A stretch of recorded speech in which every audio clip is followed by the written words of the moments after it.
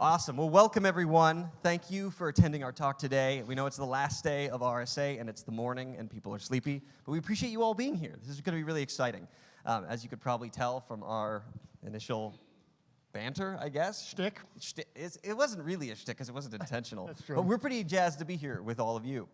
So obviously, you're here to see adversary emulation, or how I stopped being polite and got real results. Thing of note, we'll do Q&A at the end, and if you want to ask us questions, please step up to the microphones when we do that at the end. But without any further ado, I guess we'll introduce ourselves. So I'm Adam Mashinchi. I am the Director of Product Management for Red Canary, and this is... I'm Brian Donahue. I am the Principal Security Specialist at Red Canary, which is kind of a hand-wavy, nonsensical title that took us 5 years to come up with. But I write a lot of our research content, one of the lead authors of our threat detection report, so I sort of find interesting things going on at the company and then create educational resources to help other people get better at security. That's good. I forget that we sometimes have to explain what that title might mean. Yeah, like yours is pretty overt. Yeah, he manages products. Awesome. All right, well, that's who we are, and let's see if this works. Perfect. This is the RSA disclaimer. You all have seen this before, yeah? Cool? Okay, I'm just going to let that go. Great. So what are we talking about today? Today, we're going to be talking about, obviously, adversary emulation. But more specifically, we're going to walk through the current state of adversary emulation simulation. For the sake of this conversation, we're just going to lump those terms together. I know, pedantically, they're different things. We're just not going to talk about it. Everybody's cool with that? Cool. Awesome. So we'll talk about the current state of testing, the difficulties of what we call realistic testing, and that's what we're going to spend a lot of time talking about today. We're going to talk about testing versus real adversaries and the deltas between those kinds of things that we've seen, and some potential solutions to the problems or challenges we lay out with that topic. Some assumptions to keep in mind as we have this conversation. We are under the impression that none of you are actual threat actors. If you are an actual threat actor, do you want to raise your hand really quick? Nobody bit that one. Yeah, there's a bunch of FBI agents. Yeah. No. And generally speaking, even though this is very like a cyber defendery conference, we've noticed that when we talk about this sort of stuff in public, even though you may be a blue teamer or someone who is in IT or what have you, we tend to think about adversary emulation simulation through a red teamer pen tester lens. And so those are the assumptions about the audience that we're just making on your behalf. Sorry if you do not feel that is true for you, but we have to generalize a lot of things because we don't know everything about each and every one of you very specifically, as you would assume. Cool. So, the current state of testing. Warning, preface, we're about to generalize a ton of stuff because anytime anybody says the state of whatever, it's a lot of generalization. So we know we're generalizing. Hopefully that's okay. First off, why do we test? Why do we do adversary emulation simulation at all? Well, we do it for a lot of really excellent reasons. Defense validation. Are our defenses and defenders and systems and processes working? Does our technology do what we think it's going to do? Does the light blink when it should be blinking, right? These are great things to do. We do it for compliance reasons. Someone told me I have to do this, so I'm doing it, is a very valid reason to do this sort of testing. We get it, right? You have policies that you have to abide by. Sometimes we do it for educational reasons. I want to learn something new. That'd be cool. Adversary emulation simulation sounds neat. I want to try something from an offensive perspective. And then some folks do it for reputation, of whether that be themselves as a person or their organization. Like, we do this testing against ourselves all the time, and it's amazing. Here's a press release that our marketing people really liked. Neat, right? We do it for those reasons as well, and that's all okay. But what are we testing when we do adversary emulation or simulation? Well, here's some things we do. The perimeter, right? And if you don't know what the perimeter in an IT environment is, there's about 65,000 people over in the vendor area who would love to talk to you about how to define that. But the perimeter, your organization, your assets, your endpoints, and software and stuff in the cloud, all the things that you have in your organization, that's your assets. The solutions, the things you bought from those 65,000 people over in the vendor area, and the people who are running them for you, whether that be yourself or your team. And then the last one, which is not always obvious, is all the trusted third parties in your environment who are doing all sorts of stuff. And so we use adversary emulation and simulation to test all this stuff to see if it's secure. Neat. We generally think of it in two different flavors of adversary emulation simulation. The first flavor is manual. So these are specific or atomic tests. You want to see if one thing will light up one other thing, one for one. And that's a really good testing methodology. Another thing that we think of kind of a manual testing methodology is open source intelligence. I read a blog that is really, really smart. I want to see if my smart people can defend against that smart thing. That's an awesome way to do kind of manual validation. We have exploit tooling, where you have NDAs that have come out and there's a proof of concept to exploit them. Neat. Well, I wonder if that would work in our environment, and you can fire that as a one-off. And then another fun one is bespoke validation. We built this piece of software as an example. We know a lot of its secret special weaknesses because we built it. Let's see if we can exploit those things. It's not necessarily something every attacker on the planet knows about because they didn't build it, but wouldn't it be neat to see if we could exploit that ourselves? And then there are automated scanning tools.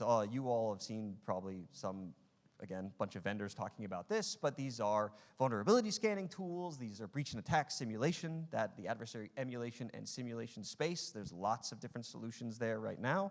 And then, obviously, command and control software. There's a lot of fun open sourcey stuff in that world right now. I think there's something like 60 or 70 open source C2 frameworks right now, command and control frameworks. So that's very cool. It's a fun time to be in command and control. All right. There's generalizing two methodologies to these sorts of adversary emulation. One is assumed compromise. So if we all agree the following three principles are true, then we can do assumed compromise safely. Number one, it's not if, but when. Any organization on the planet can be compromised. That's cool. Hopefully we can agree that's true. Number two, there will always be new flaws in code. There will always be new 0 days and new end days, always. So something will always be, the new exploit will always appear.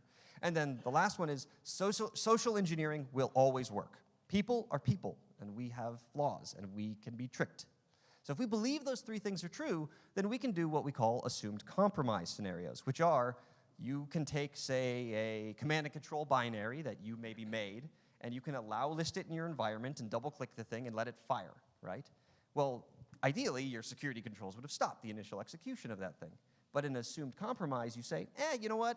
We're going to assume that somehow it got through. Would we notice what happened after? And that's what assumed compromise is. And then the other one is the more traditional now, penetration test, where you have a really defined scope, and you say, we're going to try to break into your environment and get something really specific, and we promise to do our best not to hurt anything else while we're trying to do that thing. And so that's a penetration test. Now, obviously, you can have pen tests that use assumed compromise and vice versa, or what have you, but again, we're generalizing for those folks in the room who haven't bumped into adversary emulations and simulation before. This is the methodologies there. I think I'm legally obligated to have a slide that says MITRE ATT&CK on it today. If those of you who haven't... We actually have two, just to be safe. Oh, we did? Yeah, cool. If you don't know what MITRE ATT&CK is, I don't understand how at this point, but needless to say, MITRE ATT&CK is a really awesome framework which is designed to be a common language for anybody in this industry to understand what threat actors are doing. Everybody talks about this constantly. It's a great framework. Vendors have abused the heck out of it, and it shows up on every piece of marketing material, although AI has overwritten it this year, which is cool. You promised we wouldn't mention AI in this talk. I'm sorry, dang it. Can we strike that from the recording? Okay, anyway, anyway, MITRE ATT&CK's great, but we're going to talk about it a little bit more in a bit. But if you don't know what it is, sorry, it's a cool frameworky thing. Brian will talk more about that in a bit. Okay. Now, moving on. Remember how I said this industry tends to be very red team focused when we're thinking about adversary emulation, simulation, and like there. How many of you have seen this pyramid over yonder? A fair few. Cool. This is called the Pyramid of Pain by David Bianco. It's very, very cool.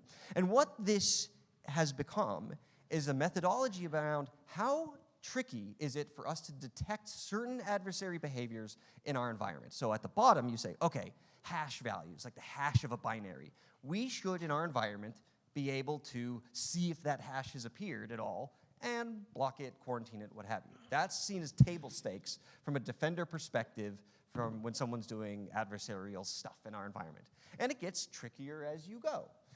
And that's great. Like, as you, from an offensive perspective, want to build out your skill set, you're thinking, I'm going to climb this pyramid here. I'm going to get better and better and better at emulating these different kinds of things. Beyond just dropping weird binaries, I'm going to see Will they notice if I phone home to this IP address or this domain? Will they notice if I do these weird things on a network? Will they notice if I use this tool versus this tool? And then finally, will they notice if I use different TTPs or tactics, techniques, and procedures? We're going to talk a lot more about that here in a bit.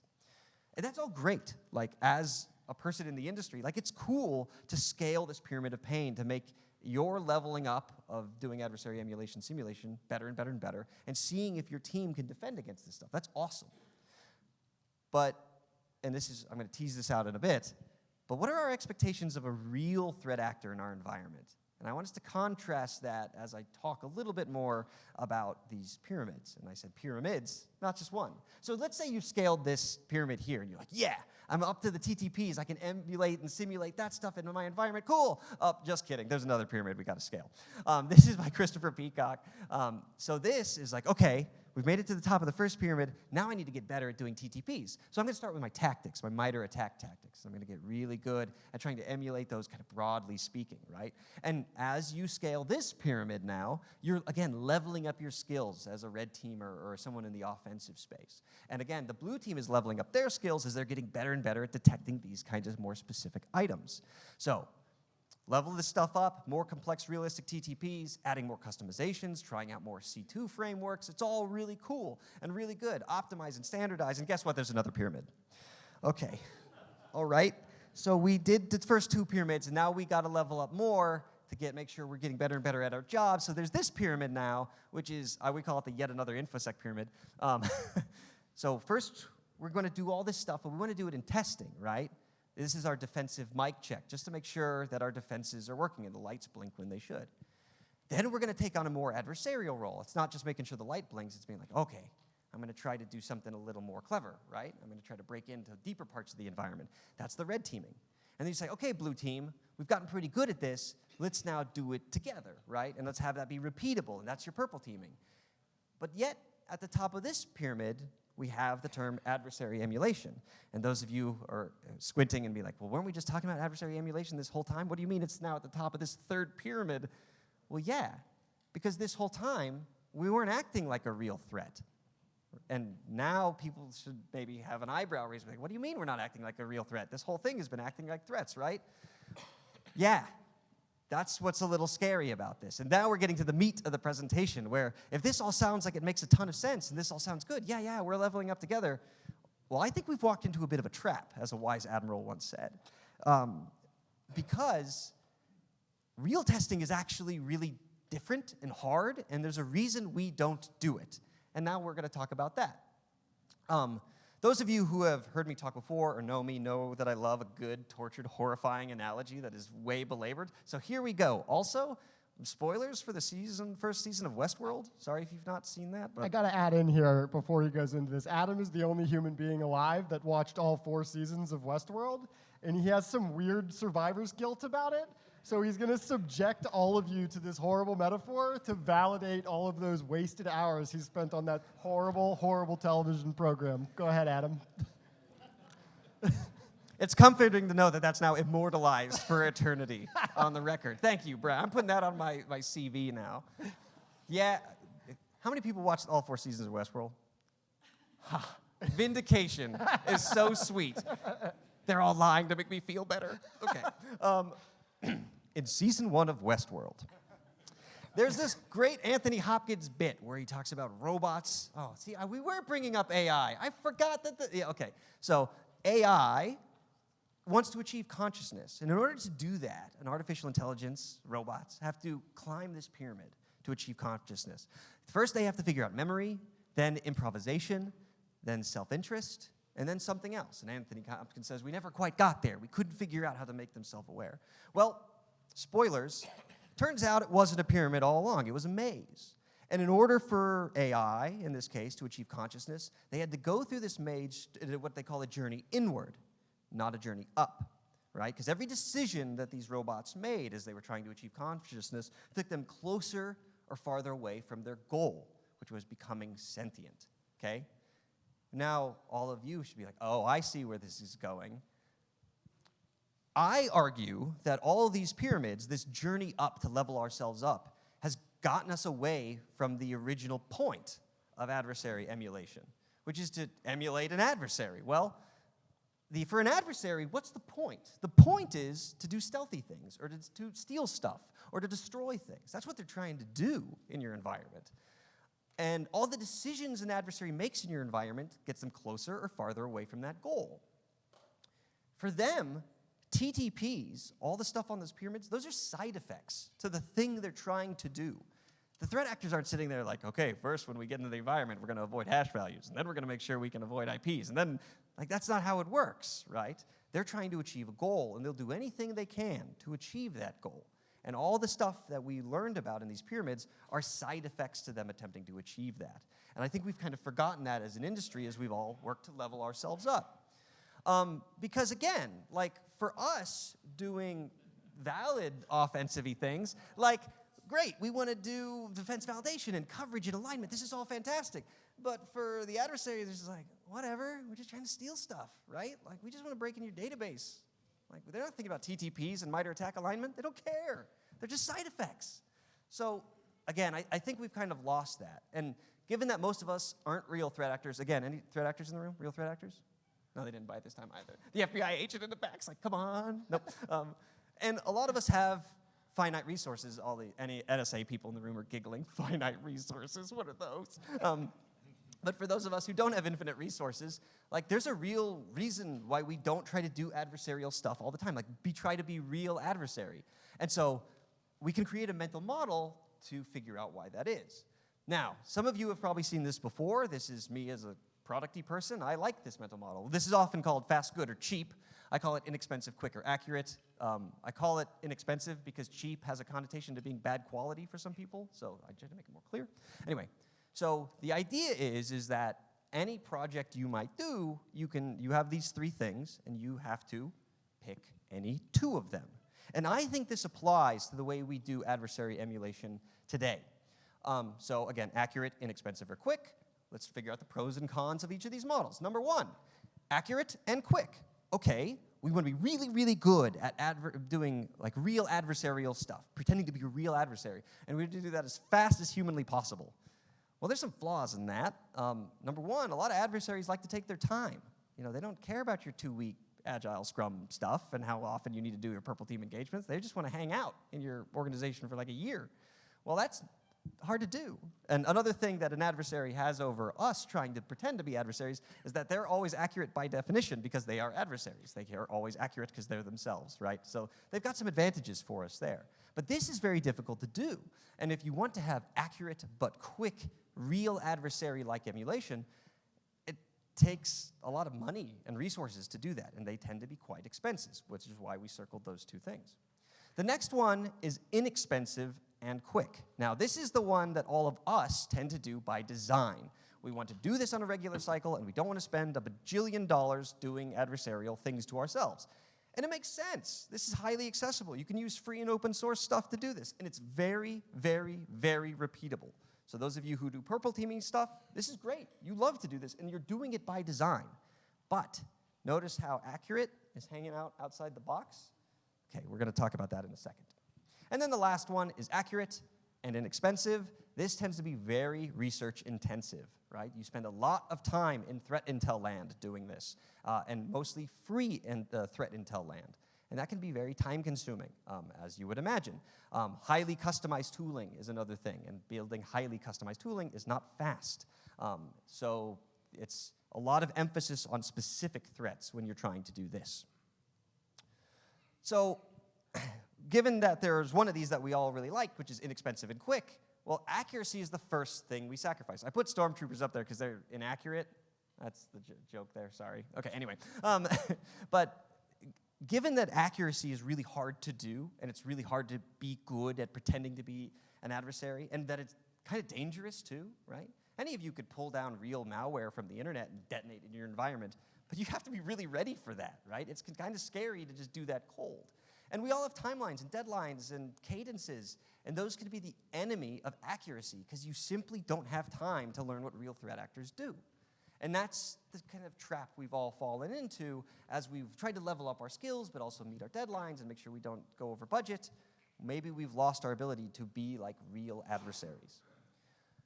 So The last thing on this one is accurate threat information is kind of hard to get, and it tends to be pretty expensive. It's very rarely free. There's some very nice blogs and threat intel feeds out there that are free, but all of them require a lot of patience to action, ultimately. And for those of us who have bought stuff that does this very well, you usually have it with a bit of a lag. And again, that stuff tends to be more expensive. So it's just tricky to get accurate information at scale. So to wrap up this section, just because you're climbing a pyramid, that's not bad. That's not what we're saying. But it's also not necessarily being a real threat actor. They're inherently different things. They can have a lot of overlap, and both of them are fine, but they are different. And doing red teamy stuff is not necessarily threat stuff, and that's okay. They're just different use cases, and they require different mental models and different understandings internally. So with that, I'm going to hand it over to Brian. There you go. All right, so to reiterate, figure out which hand I want to hold what thing in here. Like, that you're testing it all is great. Keep testing, test more. And now for the kind of second half of this talk, I'm going to really zero in on this idea of accuracy. Like, what is an accurate test? What is a realistic test? What does the data say about whether or not teams are testing accurately or realistically? And does it matter, right? And I'm going to try to tie in, like, I'm going to look at data from a really high level, and then I'm going to try and balance that out with what I hear from my analyst friends who are in the trenches comparing real tests to real threats in real time. And in the spirit of not burying the lead, I'm going to tell you right now that the data says one thing, by and large, and analysts say the opposite thing. So we're going to try and figure out why that is. And the other thing I'm going to say is that, like, just because your testing is inaccurate or not realistic doesn't make it bad. Like, sure, you should strive to make your testing more accurate over time, and that's beneficial. But if you're not testing in a way that is accurate or realistic, that's totally fine too. So we'll start off with another tortured analogy. What's this guy doing? I'm going to give you guys a hint because I know what you're thinking. You're all thinking he's playing baseball, but he's not playing baseball. He's engaging in batting practice. And batting practice is very different from baseball. Two of the key components of baseball involve throwing a ball and catching a ball, and he'll never do either of those things as long as he's doing batting practice. But he's isolating a skill that he wants to improve, and even though the rules of batting practice are very different than the rules of baseball, every good baseball player on the planet engages in batting practice. So keep that in mind as we go through the rest of these slides. So I got to give you some background on where the data I'm going to be talking about comes from. So we ingest, like, a lot of data at Red Canary, and we detect a lot of threats. So per day in calendar year 2022, we were processing 685 petabytes of data into our engine on a daily basis. We run that against a bunch of detection analytics, and that generates leads, right? So potential threats that then get investigated by humans or robots of one form or another. But at the end of the day, that all boiled down to 40,000 confirmed threats that we detected in our customers' environments. Now, what's interesting about that is we detect a lot of testing, right? And I'll show you in the next slide why there's some ambiguity here, but, like, we know that 40% of what we detect is testing, and we also know that it's actually more than that, because the 40% of detections that are testing are self-reported by our customers, right? So they receive a detection. It includes all the processes and commands that are associated with the malicious activity, all the things that happen on the endpoint before and after. And then if they choose not to remediate it, so they have to do an extra thing here, which people hate doing extra things, they can say, hey, we didn't remediate it because it was testing. And 40% of our detection volume is testing, and it's probably actually closer to 50% when we account for the fact that people just don't care to click this button here. So, importantly, one of the things that is tied to these detections are MITRE attack techniques. So whenever we detect a threat, we tie it to one or more MITRE attack techniques. We also associate them with threats, which I'll get into in a minute. So what are testers testing that adversaries aren't, and vice versa, right? Like, when I isolate detections associated with testing from detections associated with real actualized threats, like what are the difference, right? So warning, again, this is our second attack slide. We're gonna be doing some attack references here, but there won't be any coverage maps. So this is just a really simple look at the top 30 MITRE attack techniques that we detected in 2022, cross-referenced with those associations for testing, right? So the red are actual threats, and the blue are actual test detections. So the immediate takeaway from this is, kind of looks like the bad guys and the good guys are focusing on a lot of the same techniques. So if we look at just the top 10 techniques, as it's a more manageable list, we see that there's really only two outliers, right? The red here are bad guys, the blue here is blue teams testing stuff. So the immediate question you might ask yourself is, why do we see more testing for discovery techniques and less testing for things like process injection and renamed system utilities? So I think the answer to this, there's a lot of wiggle room for why this might be, but the reasons for seeing a lot of discovery techniques are that, one, they're safe, right? There's virtually no risk associated with running a discovery technique. They're also easy to execute, like anybody can basically do these things, and they're readily observable, right? The whole point is to run a command and then see what happens, right? It's like when you pour the blue dye in the toilet and flush it and look in the sewer and you're like, good, the sewage line's working, we're in good shape. Sorry, that's a bad metaphor. And then the reason that it might not be something that's used by a bad guy is because it's really noisy. And I'm not suggesting that bad guys don't use discovery techniques, because we all know they do. And so the other reason that we might see less of it is because it's not quite worth detecting all of the time. It's noisy, normal products do it, admins do it, right? So why is there less process injection? Why are we seeing less tests for that? Well, my theories here are that process injection is confusing. That's kind of my top theory. So it's hard to understand, it's hard to test, and it's hard to detect. And this may seem counterintuitive, right? We'd be like, well, why wouldn't you detect, or why wouldn't you test the thing that's hard to detect? Well, if you don't know where to start, why would you even do it? If you're just like, I don't have any confidence in this, I'm not going to do it, right? You need to have this really, really good understanding of normal process behaviors, and then you have to be able to isolate sort of when those process behaviors start to misbehave. And this is very, very tricky to do at scale. And it's also hard to test. So I'm going to go on a little bit of a tangent here because I think I have time. But when Adam first joined Red Canary, he ran Atomic Red Team, which is our open source adversary emulation library. And one of the things he did, one of the big projects he did, is he built a website. And the Atomic Red Team website does a lot of neat stuff. But one of the things it attempted to do was make assessments of our coverage for different attack techniques in MITRE ATT&CK. And you might hear coverage and think coverage is defined by the number of tests for a given technique. But one of the counterintuitive ways Adam thought about defining coverage was asking, how hard are the tests for a given technique? And unsurprisingly, PowerShell scored pretty poorly on both of these measures. We don't have a lot of tests for it in Atomic Red Team, and the ones that we do have are complicated. And you'll see in a minute, but Atomic Red Team is one of the main ways by which our customers are testing their defensive controls. So one of the knock-on effects of our lack of coverage for process injection means we see less testing for it. On the other side, why do adversaries like to use process injection? Well, it's extremely sneaky, right? It helps them accomplish their goals very effectively, and it's built into a lot of the tools that they use. So similarly, I think renaming system utilities is simpler to understand, right? You just take a thing and change its name. But detecting it at scale is tricky, right? You have to be able to collect process metadata and compare it to presented file names in real time. By contrast, the reason why we see it a lot with adversaries is because it is so simple, and it's almost a requirement, if you're going to try to do something bad in an environment. You're not just going to roll in with mimikatz.exe and expect to be able to steal all the credentials and stuff.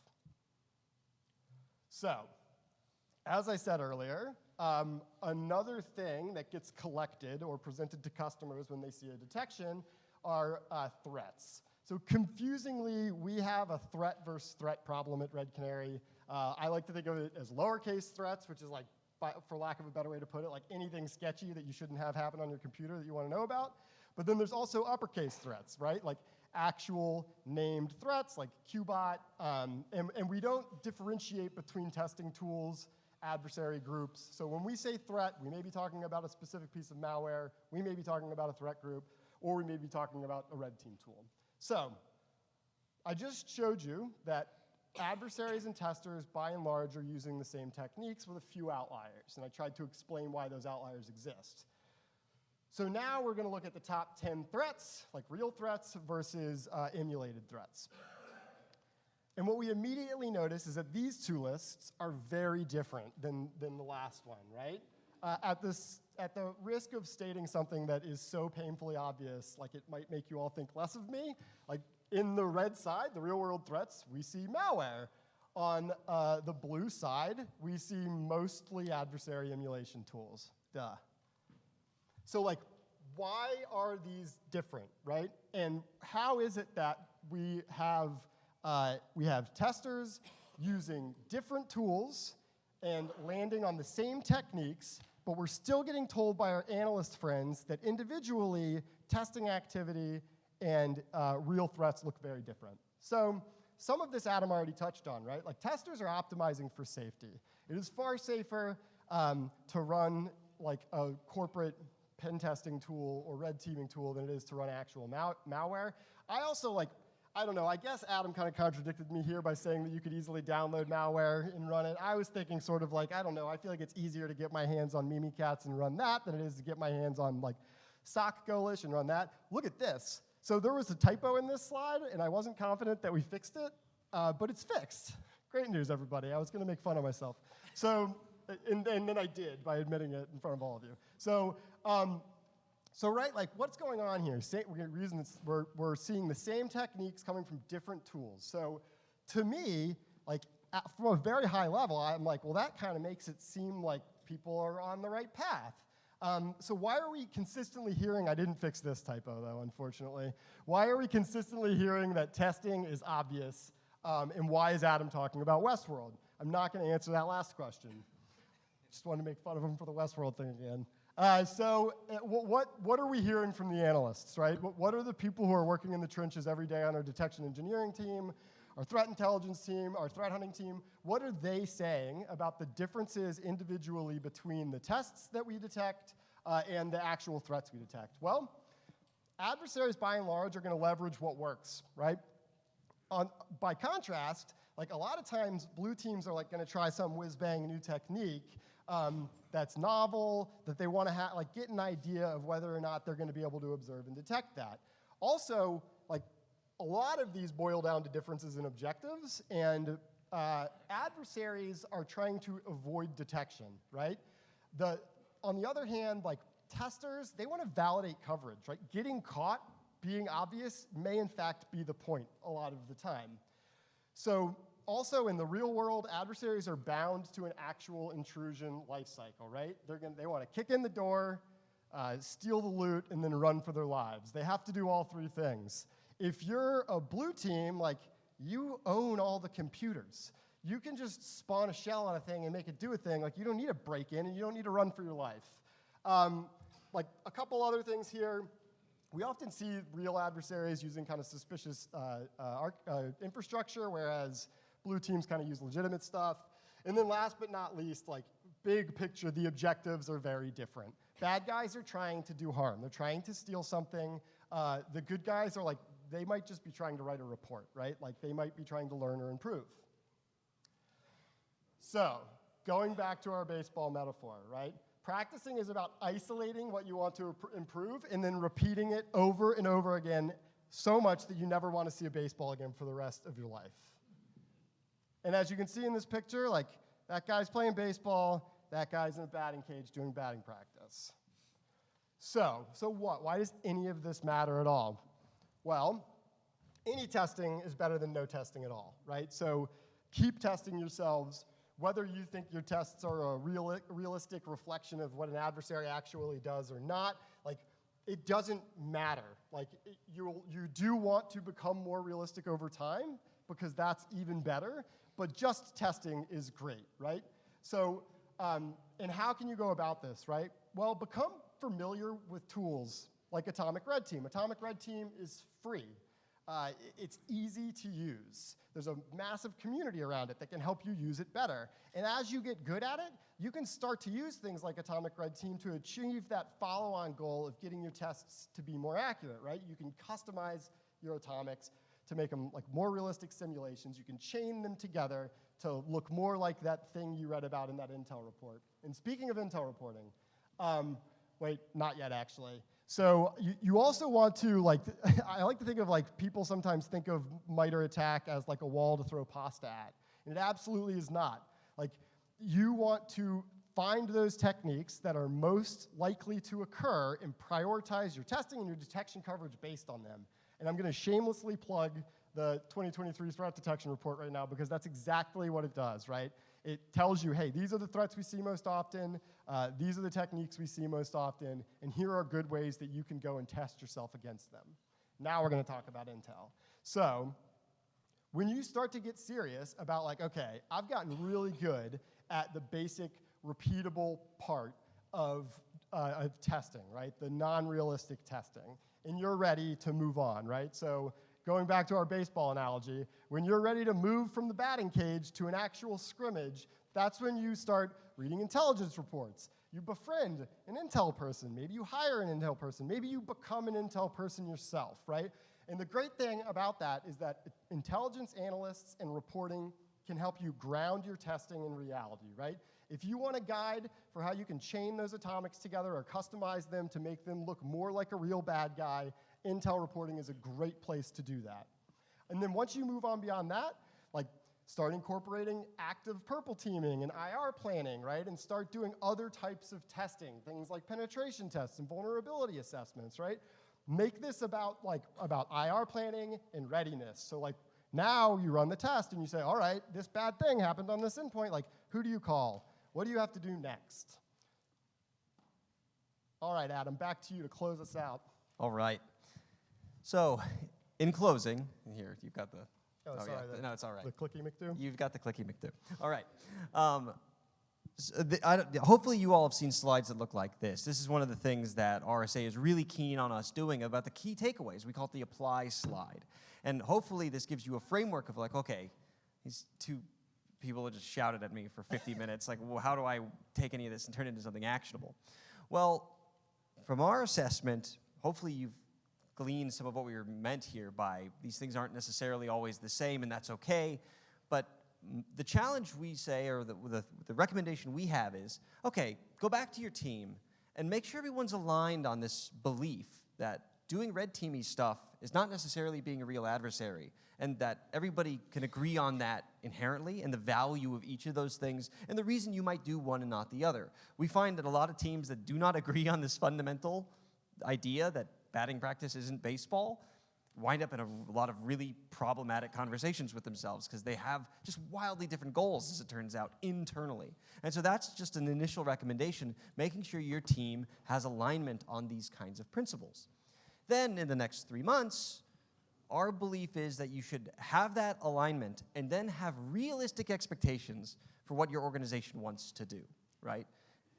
Remember going back to the fast, good, cheap thing? Well, if you know that you do not have a gigantic budget to learn a bunch of threat intel and create custom tooling, your whole team should be in alignment on that and say, okay, well, we don't have a gigantic budget. What can we do? What are our primary goals? If the goal is to rapidly level up your red and blue teams via purple teaming, maybe it's okay that you don't want to do some long, lengthy stealth campaign.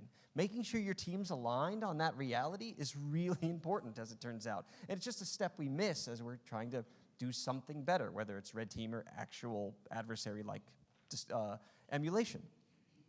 And then in the next 6 months, hopefully as like a long-term goal, once you've got leveled up your atomic testing, if you will, to use what we've been talking about earlier, then maybe you say, well, let's try to do something that proper villains do, right? And that might be something like Mimikatz. We use it as testers, and we see real villains using it as well.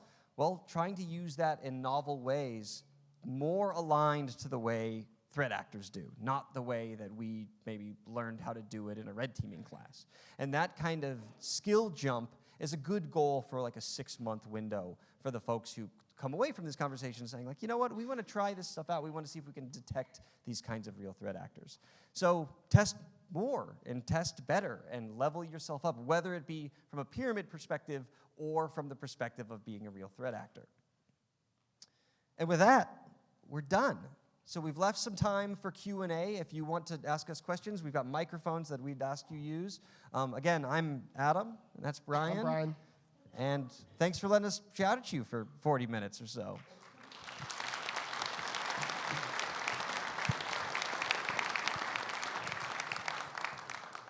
Yeah, come on up to the mic if you got Yeah. questions. Happy to field them. Yeah, we got another 10 minutes or so that we could stick around and have questions. So He beat me you're by first, 2 I think. steps. First of all, Westworld is awesome, so I'm not sure what you're thinking. Thank you. I appreciate that. So, in a perfect world with a perfect budget, no constraints, how often would you do betting practice testing versus real world? What kind of percentage would you recommend? Honestly, maybe Adam hasn't answered that question. I think it depends entirely. Like, I don't think you can answer that question in a vacuum. That depends entirely on how much money you have and your needs. I will say that there is no downside to doing more batting practice. Like, there's no downside to just doing, like, you create a new way of detecting a thing, and you're like, okay, I'm gonna run a bunch of atomic tests to figure out if this actually works. Like, that's great.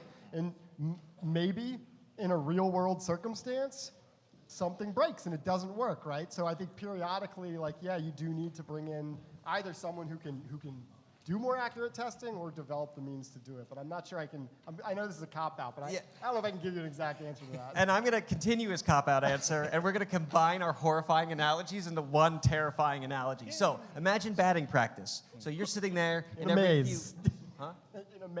In a batting practice in a maze. No. So you're doing batting practice, and you are doing a 2-week purple team loop with your red and blue teams. Great. So you're doing an atomic test or a few a day, right? That's awesome. That's a really good cadence. Now imagine trying to do batting practice where you're in a batting cage, and they're like, we're going to randomly select between 1 minute and 65 hours, the ball's going to fly at you, and you got to stand there and wait, right? You're going to try to stay awake, and it's going to be horrifying. That's a stealth test. Because if you're threat actors, and again, it's hard to answer in a vacuum, but if your organization's like, we're just terrified someone's going to be in here and we're not going to notice, you cannot do a stealth engagement in a 2-week cycle. You just can't. By definition, you can't. And so, again, it's hard to answer in a vacuum, and it entirely depends on your threat model, which, again, your team should be aligned on. So, furthering the cop-out, there you go. Sorry. Thank you. No worries. All right, you're up next, yeah. Okay, to clarify that, then, the threat model should reflect the adversarial capabilities that you're dealing with, and then emulate those capabilities into your red-blue team, testing, defense, verification.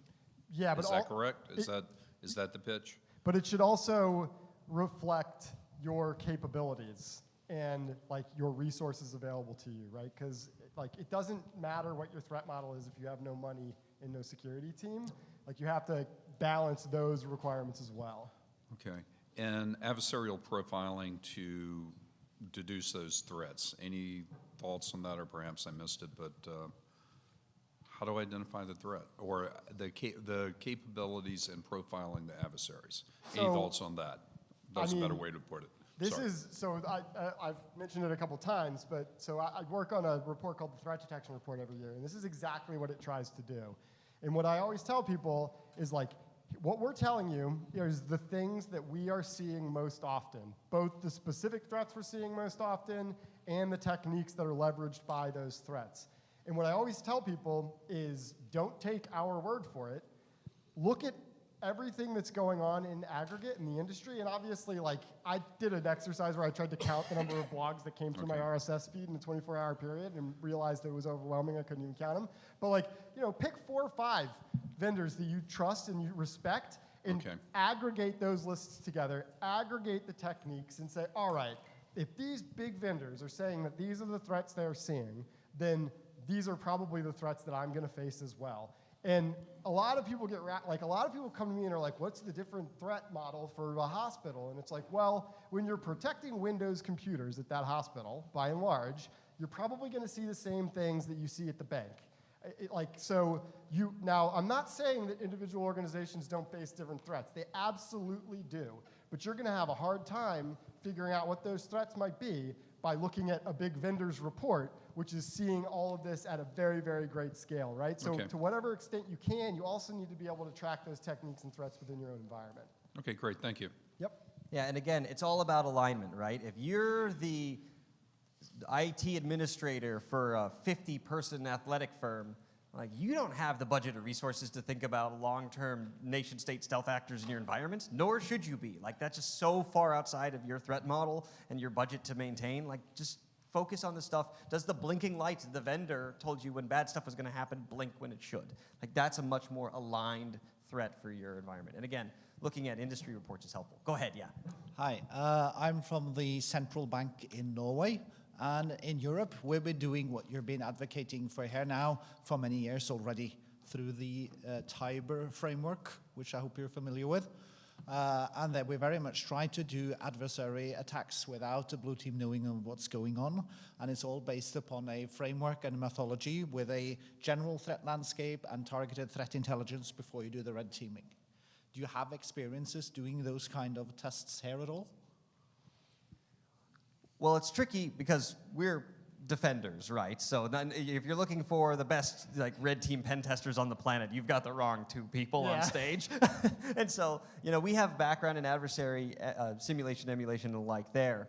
But what's cool about your question, even though we don't have necessarily firsthand experience doing that sort of thing at scale, is that there are people in this room who that is a place they're trying to get to, and having an understanding of what it's taken you to build that out from a resourcing and a time perspective is such a powerful message. It's like, oh, this is not something you can turn on in 6 months, right? And having that kind of cadence and understanding and building up a team to understand and building new models around developing a threat landscape analysis, like not everybody is ready to do that, and it's hard. It's just hard for a lot of businesses, which is why the breach and attack simulation space was born as a vendor space as well, to try to productize that. So that's a very hand-wavy answer to, sorry, we don't know what you're talking about. I think the candid version of that answer is no, we've never done it.